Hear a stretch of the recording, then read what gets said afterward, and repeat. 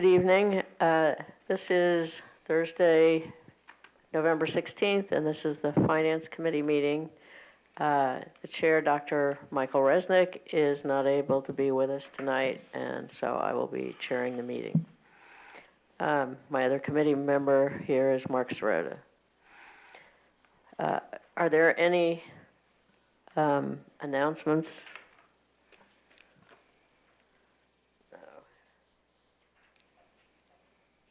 Or I guess there are minutes. Do we want to do the presentations first? Oh, okay. Sorry.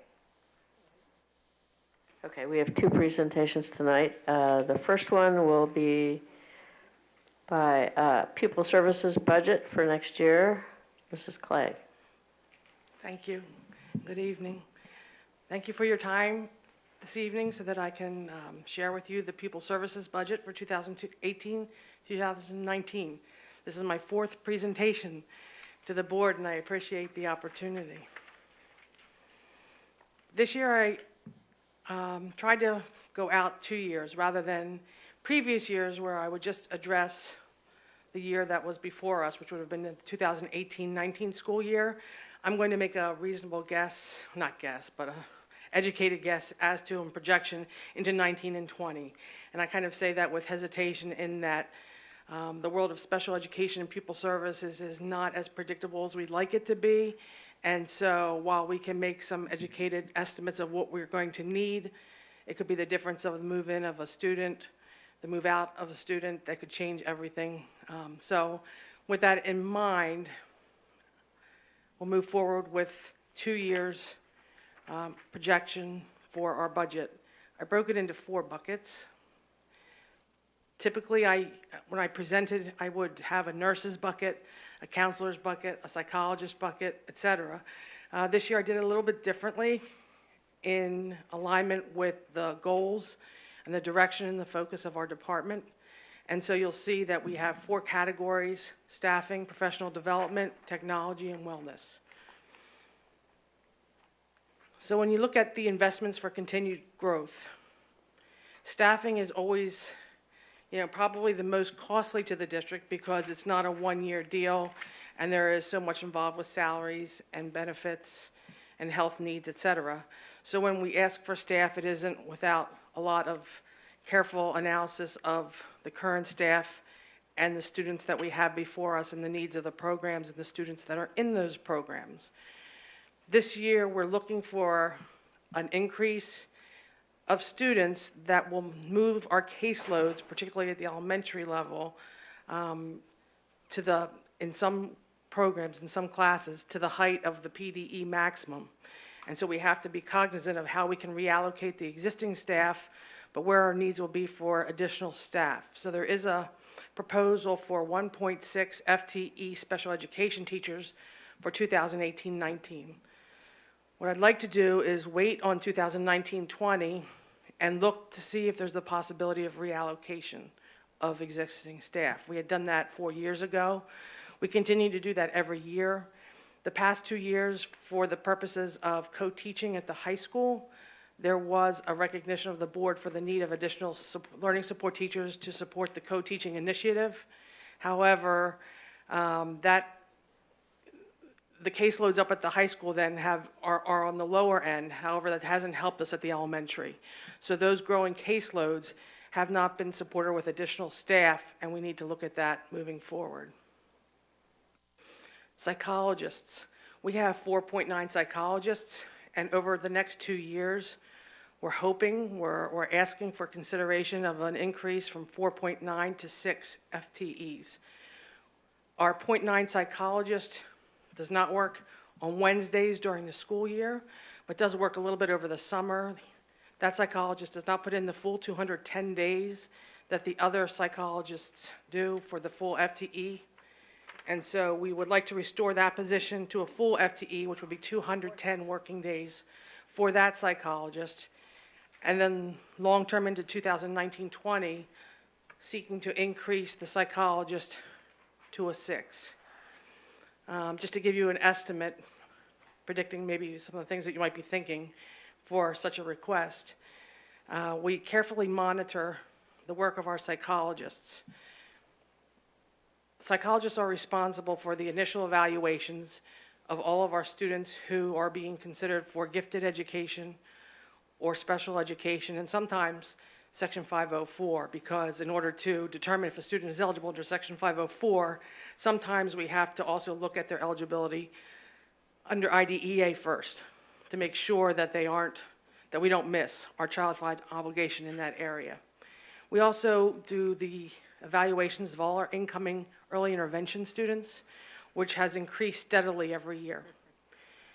We are also responsible for students who are in outplaced settings when their evaluations are due, reevaluations are due. So our psychologists are going out for those necessary reevaluations for compliance. One thing where I've seen a big spike in our testing is we are also responsible for students who are in our private schools, Our Lady of Mercy, et cetera, in the district. If you're a resident of the school district and you request an evaluation at district expense, we have to conduct those when parents request them. And those requests have increased over the last 4 years. We'll have folks that come in, they have no intent for their child to come to the school district, but because they are residents of the school district, they request and they register for testing purposes only. Our 4.9 psychologists do that testing as well. Long ago, the MCIU used to do that for us, no longer. So we are responsible for all of that testing as well. And then the reevaluation. So that is initials, and then we also just have the incoming the initial evaluations and reevaluations that come from the core teams when the student is due for their either triannual or biannual evaluations. And while the teachers do part of those assessments and culmination of all the data, they certainly don't do all of it. The psychologist is involved when additional data is necessary, and they're also involved in reviewing the reports and signing off that the report is complete. At this point, I just looked at the logs yesterday. We collectively, the 4.9, are scheduled to address 300 evaluations, a little under 300 evaluations or reevaluations. That's about 60 per person, and we're in November. So it does add up. As the core teams meet each week, more kids are placed on the caseload. Last year, everyone tipped over into the 100, 110, 120 evaluations or reevaluations by the conclusion of the school year. Knowing that and knowing how important the work of the psychologist is, plus I'm also asking that they support students when student mental health and counseling needs exceed what a counselor perhaps can support. They are quite busy people, and I want to make sure that we keep that in mind as we look at how much investment we can put in that department. Consideration to increase one FTE counselor in either 2018 or 2019.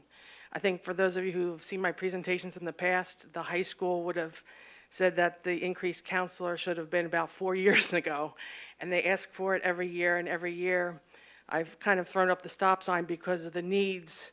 There is a prioritization here, and the pot is only so big, and we can't and there's just not enough money to go around for everything that we would like to have. That link there, and I apologize, it's not live. You have it? Okay, you have a copy, great. That was provided by Donna Ward, who did some work in showing the comparison of the 10 schools that we are using as our 10 comparison schools. And it shows where we are in comparison to them as far as student to counselor ratio. The top part talks about with the increased counselor would also become increased responsibilities.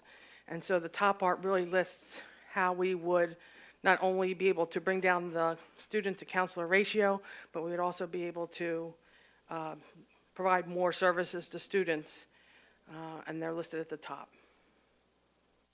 Paraeducators, we plan, again, barring no surprises that we're not aware of, to reallocate the folks that we have to support students' needs. This summer, the process that we used was a little different than we had in years past, At the end of the summer, we took all 57.5 paraeducators. We took them all back to one pot. And we took them all back to one spot. It was no longer you are Thomas Fitz paraeducator, you're Upper Dublin High School paraeducator. They were all school district paraeducators.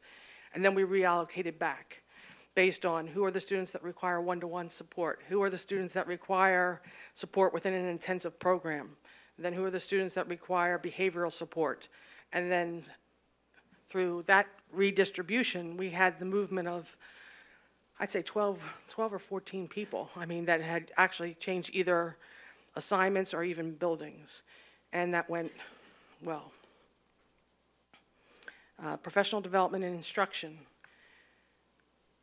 We have been using IEP Plus, which is a IEP writing program for our special education staff, which includes your psychologists, your teachers, the folks that write the 504 plans, which are usually our counselors, all of the folks that write the gifted education reports, and then Peter Valachi and what we do for child accounting.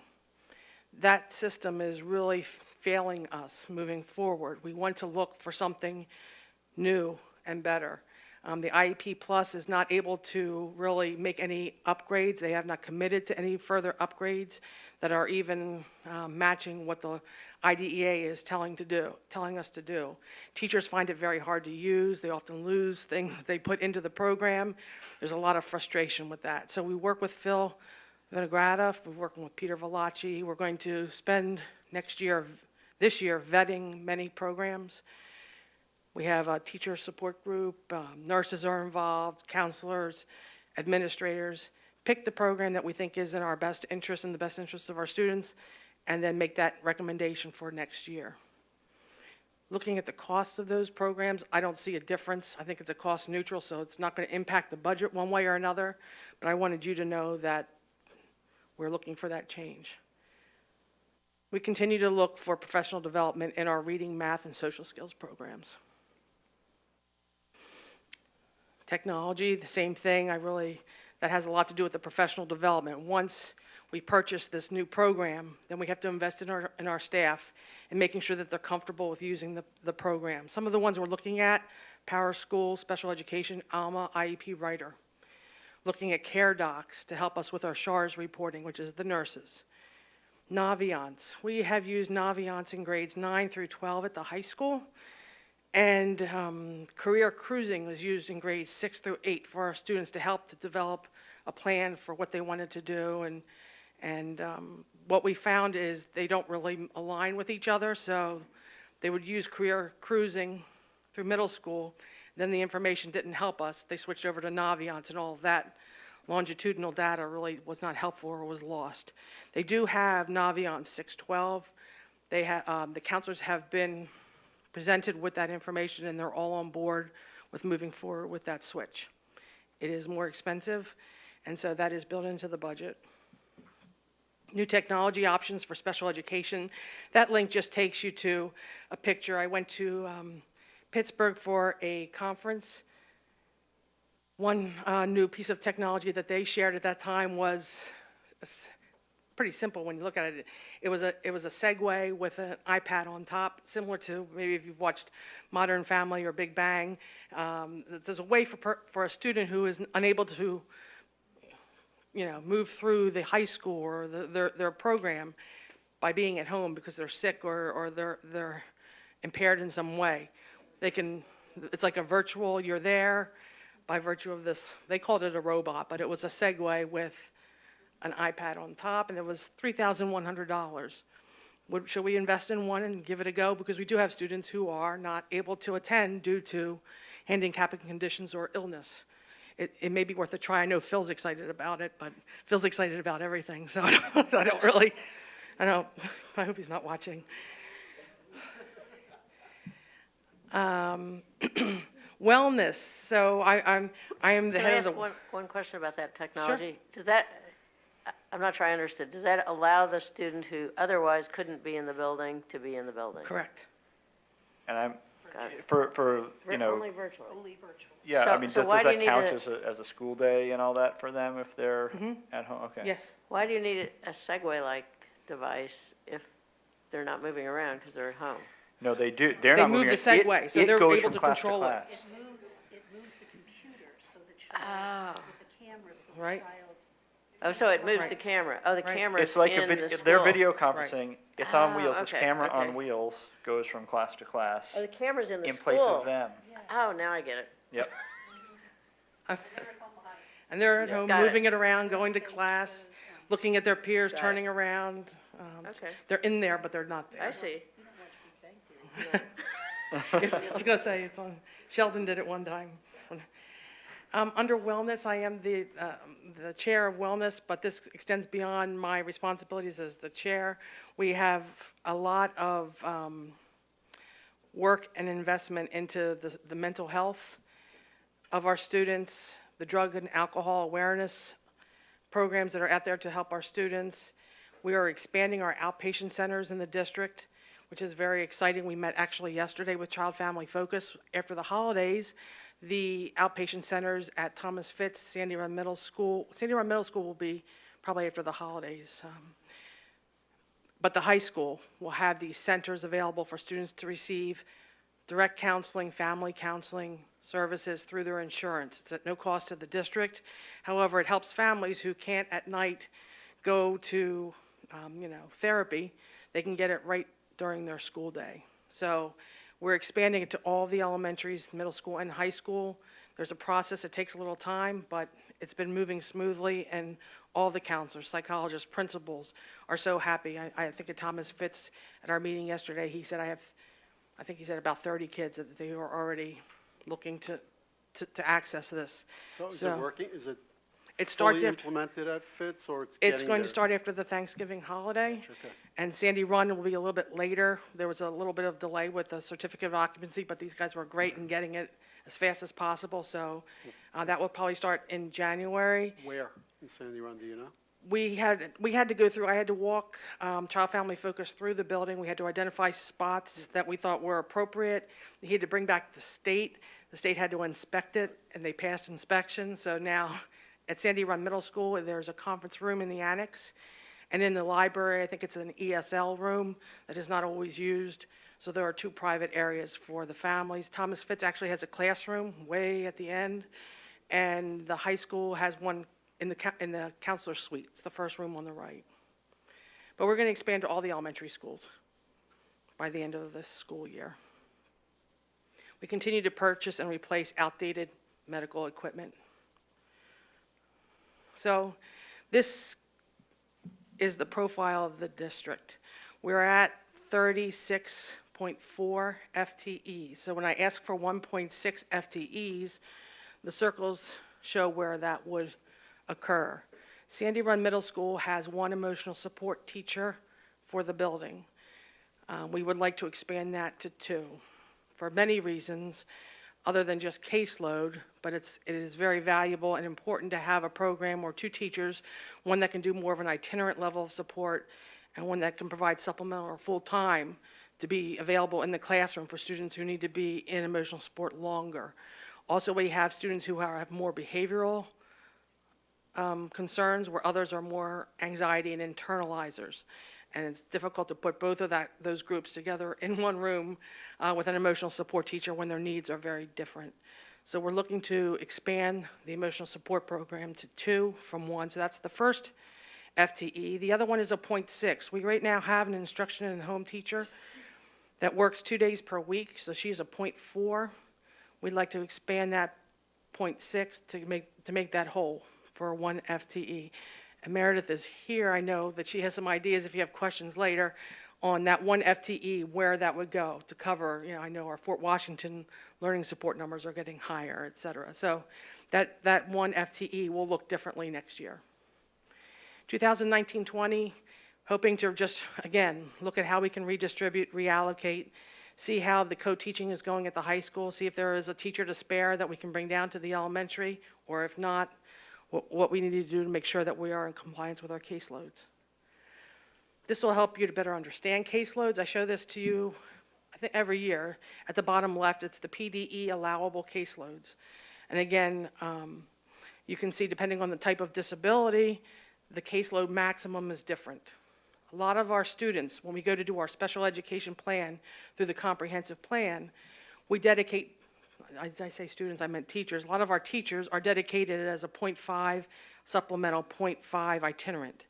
And the reason why we do that, or maybe it's a .8 and a .2, it helps with the mathematical calculations of maintaining compliance. So for instance, if you took learning support and you made a teacher .5 itinerant, .5 supplemental, then in essence their caseload could have 25 itinerant and 10 supplemental students before they were at maximum. You can see as you get to autistic support in particular, those numbers are the allowable maximums are so low, the classes fill up quickly. On the right shows the number of students enrolled in special education and what our percentage is comparable to the entire district. I think the state is at around 16.1, so we're well below the state average, but we are creeping up a little bit comparative to 2013-14. We're at 10.5%, we're at 12.7. We took a big jump this past year when you see we went from 467 to 539 students. The top part shows the types of programs: autistic support, emotional support, life skills support, learning support, and how many teachers are dedicated to those programs at this time. The related service providers, staff. Speech therapists in 2016-17 increased by 1. We're very appreciative of that. This year, we're very excited that our occupational therapists are increasing to an additional FTE from 2 to 3 this school year. That therapist actually starts after the holiday, after Thanksgiving. In the meantime, we have been using from Austels some support there to maintain the schedules and the needs of the students while we were waiting for our occupational therapist to start. Physical therapist is a contracted provider, Colleen Carey, who has been with us for way longer than I would know, but it's a long time. And we still have 2 behavior specialists. Pupil services staff. So when I talked about the guidance counselors, back in 15-16 we had 15. We increased by 0.6. We're up to 16 right now. With that request, we're looking within the next 2 years to move that to 17 counselors, with the additional counselor going to the high school. The psychologists, we have that. I have to fix the 4.8 touch screen. The 4.8 should have been 4.9 there in 2016-17. There is no change. We have stayed consistent at 4.9, and I am proposing restoring that 4.9 to a 5.0 and then to a 6. Nurses stay the same. Related service providers, you can see, have increased with the inclusion of the additional occupational therapist. And with our paraprofessionals, we were at 51.5 in 2015-16. 17-18 this year, we're at 57.5, and we are hoping that we can, through the process we did last summer, bring that pot back together and reallocate to meet the needs. So we are projecting not to increase that for 18-19 or 19-20. The Pupil Services Department has not really changed. Our registrar does have a dual purpose. She is our registrar for Pupil Services, and she is also the administrative assistant to Phil Vinogradov. So that's why I have a 0.5 for us. And then our other 3 administrative assistants, one is to the psychologists, one is to the supervisors, and one of the assistants is dedicated to me. We have our 2 supervisors and then myself. So here are the good guys, as you like to refer to them, Dr. Levinowitz, correct? The good guys? IDEA funding. So last year, 2016-17, we were hovering over $500,000. We are increasing a little bit, and that really just has to do with how much is allocated per student. We have more students in special ed, so that's where we get that number. Access Fund, we increased that a bit, and that pays for the 2 Lakeside counselors. Last year, we expanded our Lakeside counselor at the middle school, so now there's a fully dedicated Lakeside counselor at the high school, and a fully dedicated Lakeside counselor at the middle school, which has been very helpful. It's received very positively, and that's paid all out of access money.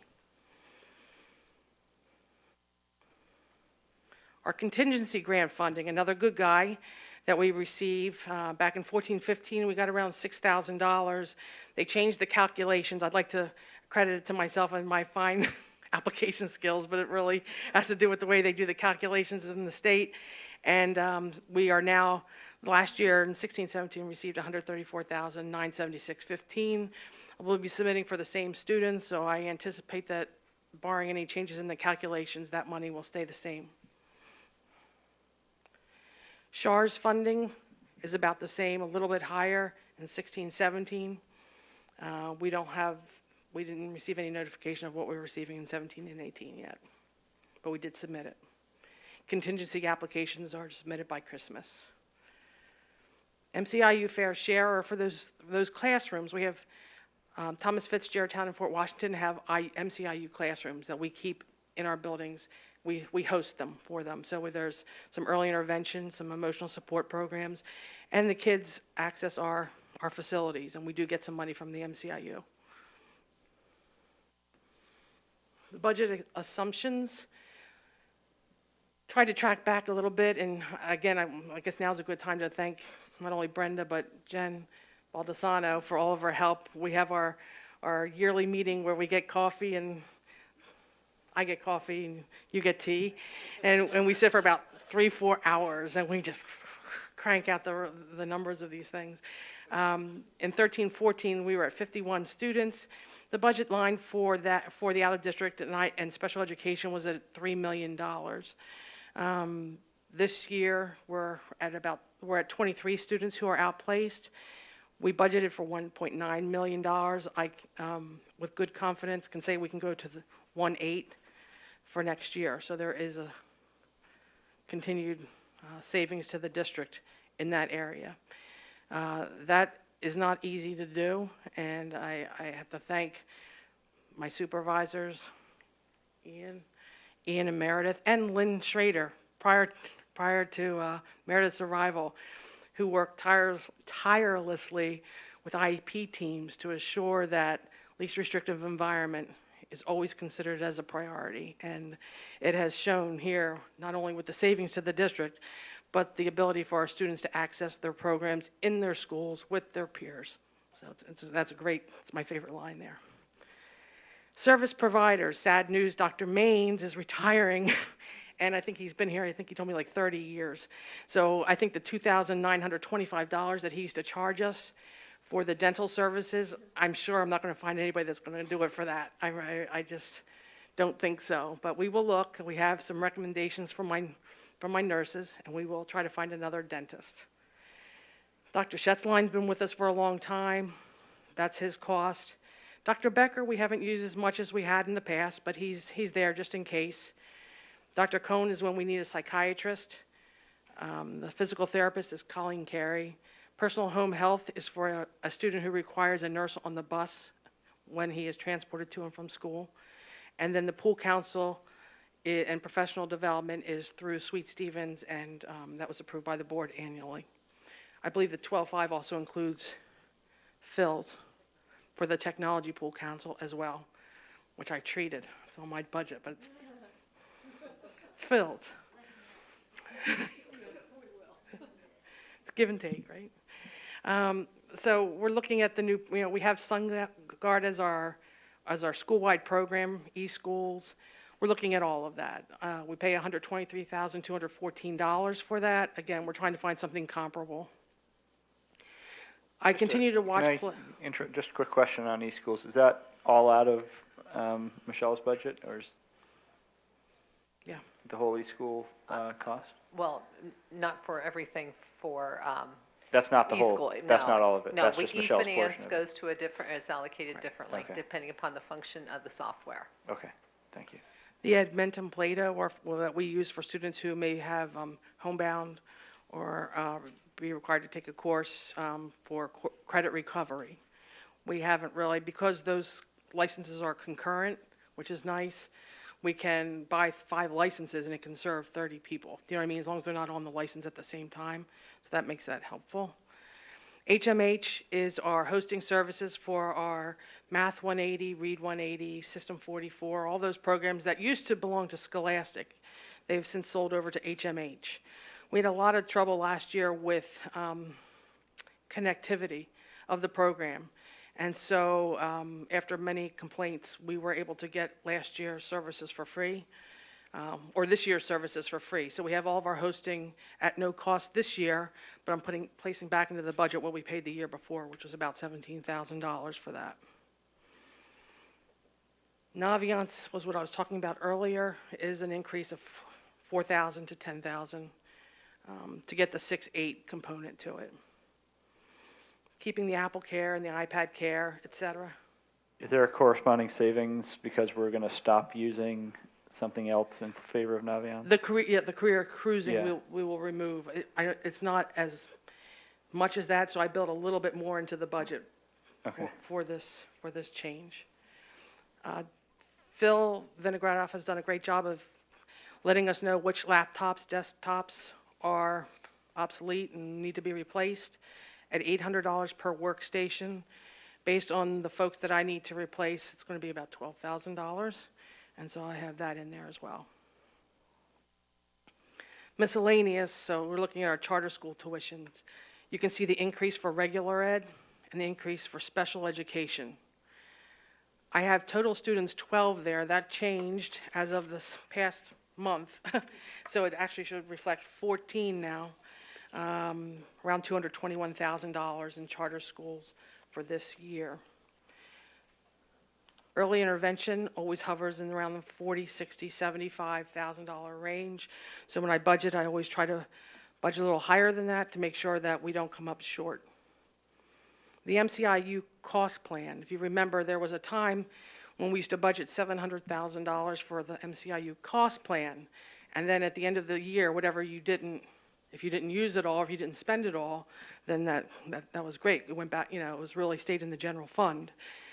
Last year, 16-17, we spent $233,000 in our cost plan, and we had set the cost plan at $300,000. So we went down from 7 to 5, 50 to 5. Now we're down to $300,000, and we spent $233,008. And the reason why it was even higher than I would have anticipated is because we had a psychologist who was out on medical for a long time, and we contracted with the MCIU for that psychologist. We're not doing that now. That was about $100,000 of that. That was a lot of that money. So, yes. Ms. Clegg, may I ask you just to clarify, for charter schools, are those brick and mortar or virtual charters? All of the ones that we have right now, they're charter. They're cyber. Mm-hmm. Cyber charter. Mm-hmm. Yes, and I have the list of, let's see, we've got 21st Century Cyber Charter School, Commonwealth Charter Academy, Lehigh Valley Charter High School, Pennsylvania Cyber Charter School, Agora Cyber Charter School, PA Virtual Charter School, Insight PA Cyber Charter School. Ones I hadn't even heard of. Okay. Projected savings for 2018-19. If I can maintain that for the second year, 1920, as I said, the goal was to go 2 years out, then doubling all of these would show a 2-year savings in the area. So cost plan, again, was at 7, with 555, 4 to 3. I'm suggesting we just keep it right at 3 for the next 2 years. Lakeside placements. At one time, we had 7 slots. And the way Lakeside works it is you pay for the slot even if you don't use it.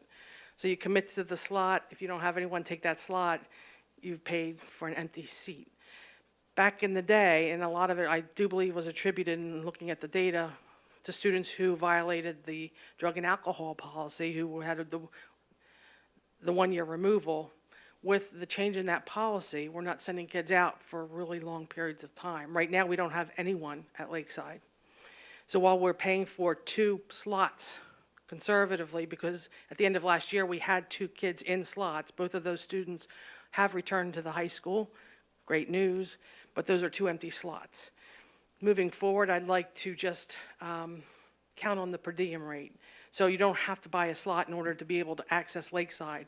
If we were to need it at some point, we could pay a per diem rate, and that is going to be more cost effective. The mobile support, within there we budget $50,000, and we also, remember, under the access money, have the Lakeside counselors. This year we'll be celebrating the graduation of 2 students. Estimated tuition cost is $144,100 for those students. That doesn't include the transportation costs and all those other things. So it actually is a bigger savings, but reflected on here is the tuition. And then the ebb and flow of students coming in and going back out. I am confident that we can decrease the funding by $134,750 and still provide the appropriate level of service and programs to our students in the upcoming years. Early intervention, I am confident in decreasing from $125,000 to $100,000 on that budget line. Often folks ask, what do you do with the IDEA money? That has to go into students with IEPs, so the bulleted items just show really where the money goes. The last slide shows the 2-year differential in the budget lines of the general fund budget for pupil services. And you can see in the guidance line, I did move it up from 37 to 40, just to make sure that I have enough for the Naviance expansion. The psychologists keeping neutral, nurses looking at what we've spent over the last 2 years, safely and conservatively, can decrease by 18.5 without an issue. Special education decreased by a little bit there. So I'm happy about that, $1,800,000 from $3 million of long ago. Early intervention bringing down to 100. Homebound, we don't, luckily, happily, we don't have a whole lot of expenses in homebound. So we're able to decrease a little bit there. Detention center, I'm going to keep cost neutral. Hopefully we never have to use that money, but it's there if we need it. And then the pupil services bringing it down just a little bit. So the differential for the 2 years, taking 18, 19, 19, 20, decreases, putting it all together comes to 358.2. So do I understand correctly that all of the, what was it, 2.4, 2.6 FTEs over 2 years is not general fund? It's all Correct. IDEA or other? Well, otherwise IDEA funded? has some salaries, but it won't. It's going to. So where do those money for those FTEs come from? Because I don't see it on this last slide. It will come from the general fund, or Okay. will be added to the general fund. Okay, so we're not really looking at a net decrease of 358.2 if we approve those If we include the additional staffing. 2.6 FTEs. And Correct. correct, and it's not an even swap because of the fact that an FTE continues to go, it's a recurring cost, where this is a 2-year deal. I get that, but, being very cognizant of our fiscal responsibilities, I try not to ask for something without, in the absence of giving something back. So Mark, the 1.6 special ed staff is in here. It is not in Is here. not, oh, so It's none not, of- it's not in this chart, Okay, Right. because staffing personnel really are controlled outside of each of the areas that we go through, have individual review. A couple things. You sort of explained it, but I don't think I got it, which was, how are you going to get the .1 FTE psychologist? I get the full psychologist. Is that person going to work during the summer, or is that going to be hiring someone else on a part-time basis? It's my hope that the person that is at the .9 would go to a full FTE, which goes from, I believe, 180 to 210 working days. Okay. One other thing I didn't understand, it's back, I forget which page, when you were looking at college counselors, I mean the guidance counselors, some of the other schools you have +1 college counselor. Can you, what does that mean? What slide are you, I don't, Oh, the handout. oh, yeah, can I borrow that? Thank you. That means, and again, Donna Ward collected this information, but the way she explained it is, that's one counselor that's totally dedicated to that purpose. Here at the high school, based on their assigned students within the letters of the alphabet, they have their group. They are the college counselor for their students. I think in these schools, they have folks that are just purely dedicated to college counseling. Because of conversations about this at EAC, I've spoken with my colleague in Wissahickon. They do have someone who is identified as a college counselor. That person does spend time visiting college campuses and is their interface with the various college counselors.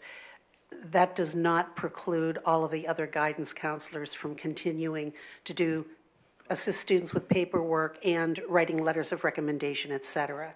So it takes some of the paperwork. That person would also work on the college fair, but it does not preclude other counselors from college-related duties, if that makes sense. When I look at, But, okay. oh, no, I was just, that makes sense, but, so they are not considered having a caseload? They don't count in when you figure out what the caseload ratio is, those other people, even I'm not sure. though they take some of the burden off? Right. I'm not sure. I can get that clarification from Donna. Okay. So it does allow them to have a lower ratio, even with an extra person, is basically what it is. But I do understand that many people have been asking for a long time to have another Right, counselor, right. whether we allocated that person to be just a college counselor or to take the caseload. Either way, that there's a need. Okay. Just to piggyback on that, have you considered, when I look at the ratio now, it's 274. If we go with 6 counselors, it's 228. Is another option a half counselor, half college counselor, the same person doing half a load, which would then give us 274, and then that half would do college? I believe, and again, talking to the counselors, they enjoy the work of doing college work and counseling with their students. They just say that there's too many of them. So by having the extra counselor, it would be their preference to divide the caseload the caseload numbers between them to bring everybody's down.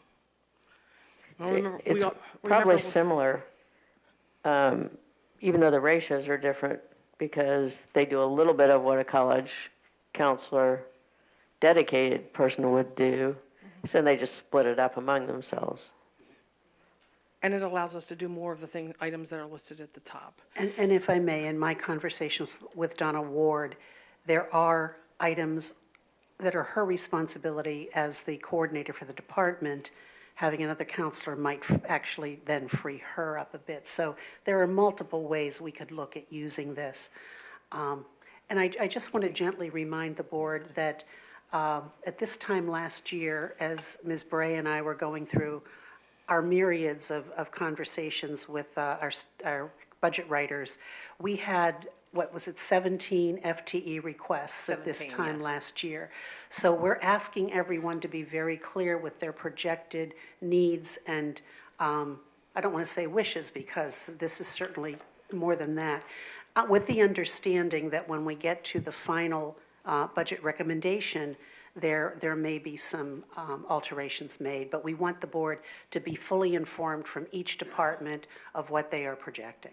I've met with the principals, we've talked as a group in admin council, certainly with my supervisors, Donna Ward, et cetera. So, and then through cabinet, and I think you worded it really, really well. When we had our list of staffing in particular, Dr. Wheeler said, put it in priority of need, And so that's what this reflects on this one slide of investments for continued growth. I do think the counselor is a good thing, has been promised for a long time coming. But if I have to put my needs and my priorities, the 1.6 outweighs it. I'm confused that there's one chart, pupil services staff. I'm just not clear. There's 4 elementary, 4 middle school, then you say 8 high school. People services staff Yeah, that's the at the chart. counselors? Yeah, what are the 8? There's Okay, can I borrow that? slide 10, right. So there's 8 high school counselors, Okay, but so there's 5 high school counselors. So there's- Al, John, Jen Hopkins, Jess Saxon, Mike Tadio, Donna Ward, that's 6, right? And then you also have Joanne Joanne DeGirolamo, right, okay. Sarah then- Garrett. and- Sarah Garrett, our Lakeside counselor, who is also in the building. So those are our 8. So that also explains the 4 at the middle school. One of those is Lakeside. Correct. Okay. We don't pay for it, right? Okay. Some of the features with the Naviance going down, do you know what it can do? And I know Eastern comes out and does the career periscope, I think, Career cruising. cruising or something. I believe that's the assessment because it was much less involved than the one they had used prior, and you can use it with Right, lots of exactly. people, and it's fast. Right, The feedback was that the data that they got from that over the 6-8 period for the students didn't really help and didn't feed into the Naviance. So it was like starting all over again. And in both products, Naviance is far superior. As far as the extent of what it provides to students, I can have Donna Ward provide that to me, and I can send that to you. I have heard people ask for Naviance at lower levels. I mean, but this is just anecdotal from parents because it gets the kids who are using it used to it also, so they start using it sooner, and it feeds right into the college choices. But I don't know it in detail. For the amount of cost differential, it seems like that's a good thing to do. And everyone knows that I tend to not always be in favor of anything that's going to increase the budget, but the way I understand it from Ms. Clegg is that there's a lot of human time when you go from middle school to high school. That's not factored into this. So if we can, have it be a continuous flow for a few $1,000s, it makes sense. So, are there any other questions? I do have one more. Going all the way back to the beginning of the presentation, you talked about the psychologist caseload. Do I understand? I want to make sure I understood it correctly. So now some of the evaluations that we do are, for lack of a better word, outsourced or contracted out to some, or it's all done in-house now? In-house. Okay. So something you said, and I wish I wrote it down now. It made was me it was think otherwise. outsourced when we had MCRU. a psychologist who Oh, was that's out. oh, okay. We had somebody else. But it's less cost effective to contract that out than it is to bring it in-house. Yes. Okay. Even with Peasers and. Is okay. there a caseload requirement, regulation for psychologists, or is it really just how much work they can get done in the amount of workday? And beyond the workday, I often say to my psychologist, you're Act 93, you don't have set hours. You work until the work is done. And that's what they do. Okay. There's a timeline requirement. We have to, within 60 calendar Yeah. days, get these things done, or we can get in trouble with the state. So I can't have unrealistic caseloads before them and make sure you get it done in 60 days when the list just compiles. Like I said, Right. I'm at about 300 right now with names that I know of evaluations and reevaluations. That doesn't even include all the kids that are going to be referred in the upcoming months. Yeah. Any other? Yeah, I think last summer we brought in our guidance counselors for some additional days. We did. We increased from 125 hours to 325 hours, and I built that into the budget as a way to say, I know I can't get you the counselor this Right. year, but Right. one of your where's the issue? And they said, we really could use some time to get the schedules done, get those, the letters of recommendation done, et cetera. So each counselor was given, in essence, 40 hours over the summer at their, when they could do it, Flexibility, to come in, and they were that was very positively received. Of course, said if the counselor is approved, that comes back out, you know. Right, that's what I'm asking, if we bring in another one. So if we're not able to do the counselor this year, I would maintain that we continue that Except for number of Mr. hours. Fury, who lives He's in there the high school anyway. anyway over the summer.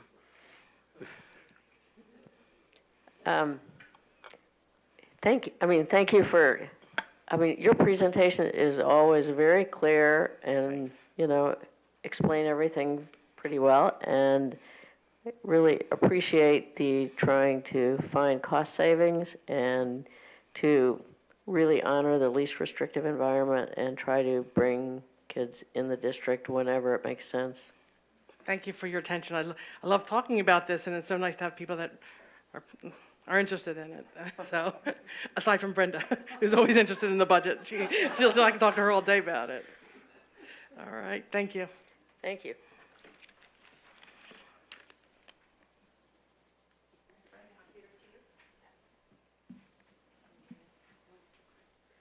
All right.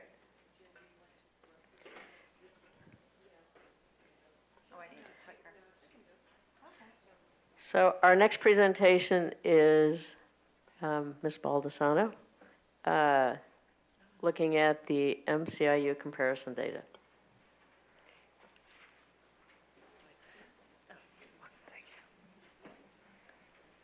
Ready? I'm actually going to do the speaking. Oh, But I just don't, okay. I would prefer to remain seated still That's, this oh, evening. oh, right. Because You- of my, Oh, yes. No, please do. okay.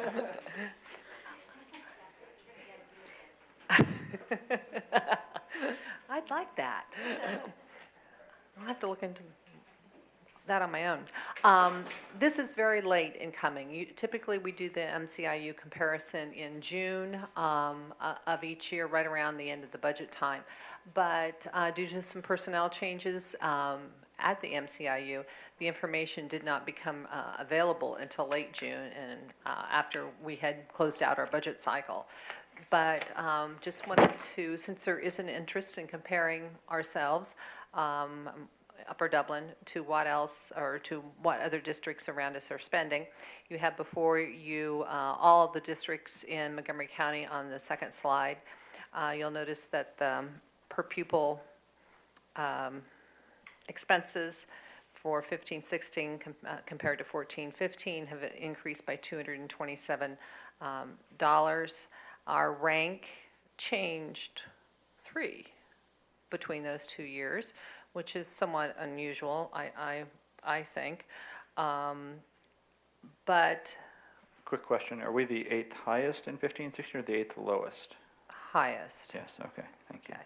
We start the highest, and just so that you know, the highest, as we would drop down to the next line, still remains Lower Merion.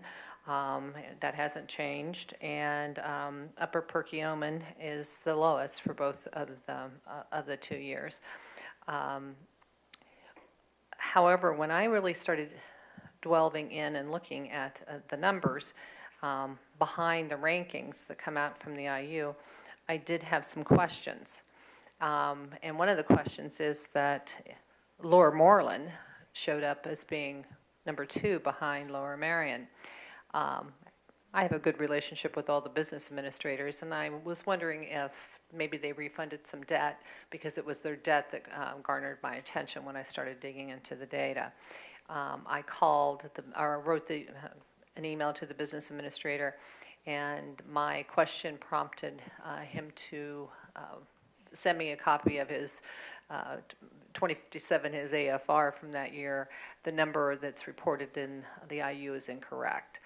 So our ranking is hence incorrect. But without doing the same sort of study across all the school districts, I don't know if there's been, other errors made. And I'm not trying to throw MCIU under the bus, but it was a rather blatant error that I was able to pick up. But typically, we would have Lower Marion and then Jenkintown. And of course, one of the reasons is because they're so much smaller. But Lower Moreland popped up for 15, 16. Where are they actually? I didn't go. I mean, are they still above us? I did not go through and re-rank them. I didn't do the calculations, and because I'm taking it from a published document. Typically, they are close to us, but in the previous year, they were not above us. They were below. PI, personal income per Wadham rank, we improved on that by one position, and it's more, I think, usual for us to maintain a position, but personal income does move a bit from year to year. And market value per Wadham, there was absolutely no change between that, comparing us across the entire county. Personal income isn't anything that we do. Correct. This is just the amount of income reported by our residents, isn't it? Yes, it's amount of them that comes from, because it's personal income. It's not just wages and salary. So that information comes from the state. Okay. And just to be sure I understand, so our per pupil expenses rose by $227 between 14-15 and 15-16, yet our rank dropped, which means other people's rose more. That's correct. Okay, yes.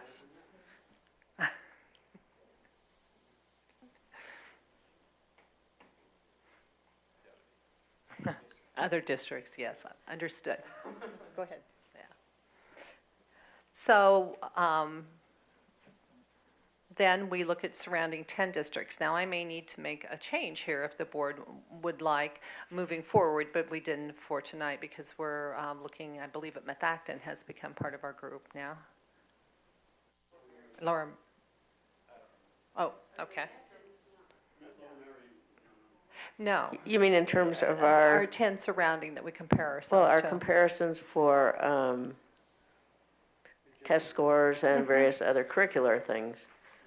Well, Right, yeah, we should use it for this. and that's just something that we can certainly discuss Yeah. before next year. We don't need to make the decision tonight. But again, this is consistent with past years, and as the slide states, we looked at Abington, Cheltenham, Colonial, Hatboro, Horsham, Jenkintown, and you can see certainly the rest of the list there. Once again, you would not expect the per pupil expenses for Upper Dublin to change. It's still 227. Our rank changed by 2. The highest PPE and lowest will not change. So again, because of looking at the 15-16 with Lower Moreland's number being incorrect, it's really probably a change of just 1 instead of 2. But Springfield Township school districts always close by, and then Cheltenham and Colonial were always in the mix. The previous year, Wissahickon was right up the list, but since they paid off their debt, they actually fell below us.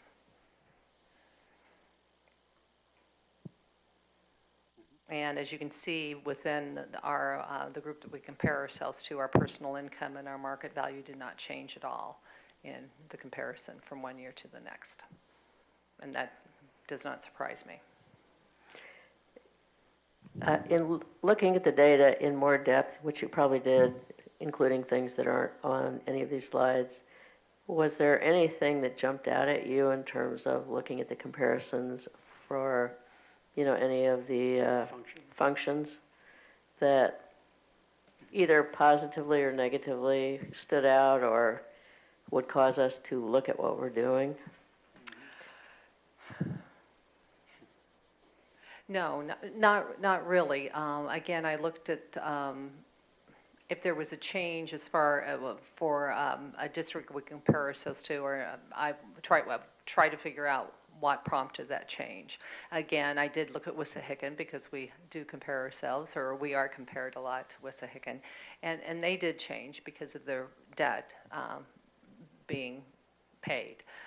But that'll change for 16, 17, because they did incur debt for their new building project.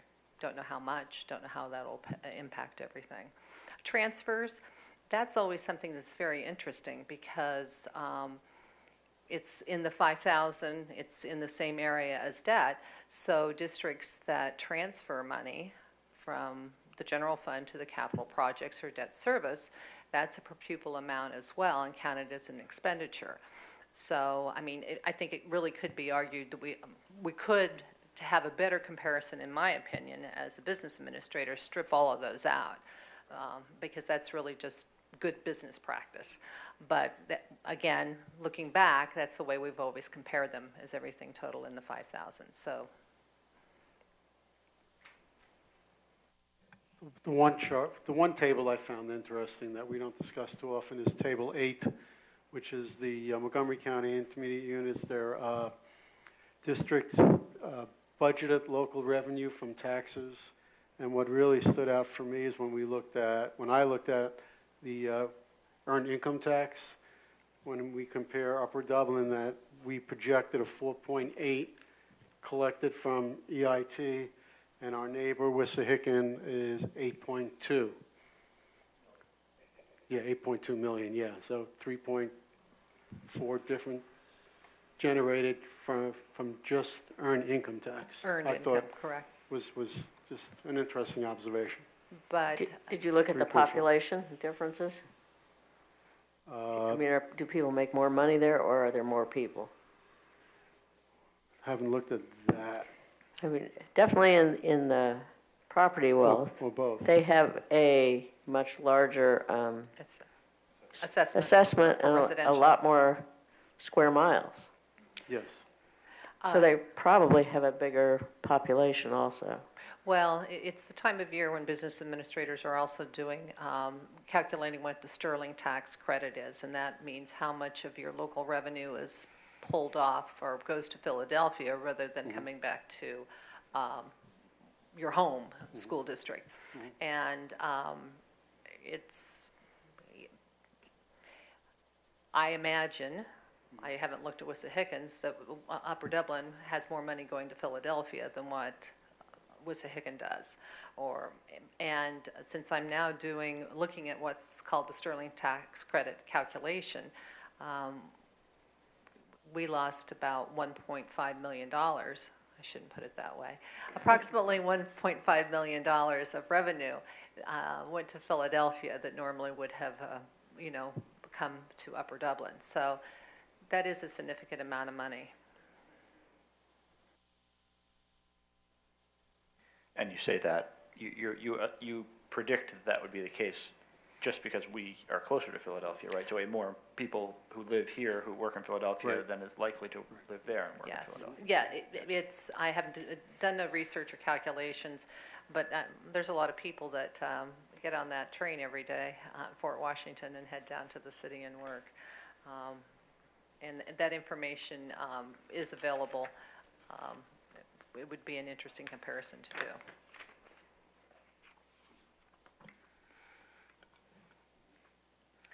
Okay, thank you for that. Now we're at announcements and communications. Hey, actually, Dr. Ludwig, just a thought, moving forward from this, would we want to have the neighboring districts that we had selected in the Ed committee be this report moving forward? That's what we were just, Yeah, was that what we're requesting, I guess, for the next time?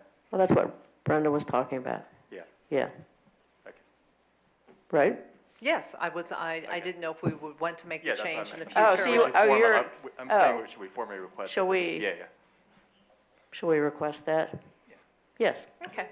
Let's be consistent with what we're doing as our comparison. I have to confess, I like the consistency piece too. Yeah. So. All right, Kind of I didn't quite understand. Okay, What, All right. what did the RU indicate in terms of, they're going to be revising their document to reflect the accurate numbers for Lower Moreland? I did not contact the IU, I contacted Laura Moreland. I don't So know what's he's- going to happen. Okay. I don't know. The collection of the data by the MCIU in some districts isn't used at all. So I don't know where it will go from there. It was just one colleague reaching out to another. Is the same data reported on the PDA website, just in different format? You could certainly go to the PD website and collect the data for everything that you wanted to do. But it would be then each individual Well, person it's manipulating painful. everything. Right. No, Nice but I word, didn't painful. know if it was corrected at the PDE level or, It was correct at the PD Okay. level, because this particular business administrator did a screenshot of his AFR and sent it to me, just so Okay. that I had no doubt. Not that I would have doubted him anyway, but anyway. okay. Now let's move on to announcements and communication. There are no additional announcements. And to minutes. The minutes from the October 26th Finance Committee meeting are available for your comments and edits, and we would expect to approve those on December the 11th, our next legislative meeting. Okay, thank you. Now let's move on to reports and recommendations, and the first one is flood insurance. This is an annual recommendation for approval of flood insurance. It's for Sandy Run Middle School for the two buildings, and the amount is $14,442. We're required to do this, although I do bring it to the group. It needs to be approved at our December 11th meeting. Have the floodplains changed, or will they change, or will we, even if we build a new building or modify the building, this will be still considered something that we have to do going forward? I believe it will still need to be because the property is, Okay. the flood zone comes up. The building will be out of it. So perhaps that, at least in theory, would reduce the amount of premium that we would need to pay. But we'll still be paying Okay. FEMA insurance. Let's just move that on then. The next is appraisal services. It's a very small amount. I almost regret troubling the board with it. But we're continuing to work on the appeal of 1300 Virginia Drive, and we need Mr. Lukens to go out and take another look. It's been a while. This appeal's been around since, I believe, 2014. So it needs a quick update. With the approval of the committee, I would like to go ahead and sign off and direct Mr. Lukens to get started on this, so it would be a ratification on December the 11th. Fine with both of us. Thank you. Transfer funds. We did the big transfer, or one of the big transfers last month, but in keeping with our practice, $50,000 of naming rights donation has been received in October of 2017. It is the fourth of four payments for our Jack Fury track. So it has to be received into the general fund, and would propose that it be transferred to capital projects on December the 11th. We have billed and are expecting a $10,000 payment to come in from Upper Dublin Soccer Club, their annual payment. And if we do receive it by December the 11th with the permission of the committee, I would go ahead and include that as a transfer as well. Yes, and both of those items have been transferred each of the past years. 3 years. 3 years, right? Yeah, this is year 4. Yes. Yes. Okay. Thank you very much.